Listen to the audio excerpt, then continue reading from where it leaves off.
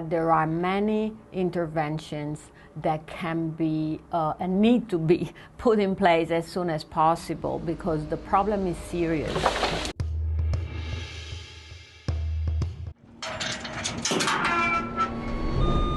Retrieved as trash and unloaded as treasure, piles of dead wood are dropped off at this facility in Berthoud, Colorado, north of Denver, for an opportunity at a second life. What Biochar now does is we take non-merchantable waste wood and other organic matter and we convert it through a chemical reaction called pyrolysis into a pure carbon. James Gaspard is the CEO of Biochar now. We're taking a product that has no other market. We're creating a market for it. So at this site we take clean wood, non-merchantable clean wood, which would be like pallets and crates, dead trees and forest fire debris. We take in wood that no one else can use.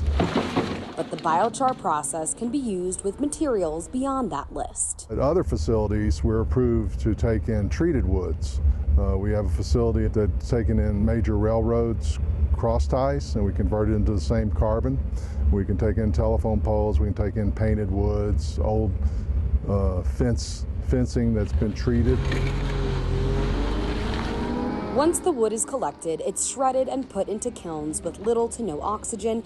This thermal decomposition process turns the matter into a solid form of carbon, which prevents emissions from entering the atmosphere. So if they don't come here, the most you could do with them is put them in landfill, which would then turn to methane, which is a lot worse than anything. For every ton of carbon we produce, we create 3 tons of carbon credits. So for every ton of carbon we produce, we literally sequester 3 tons of carbon dioxide that would have went into the atmosphere.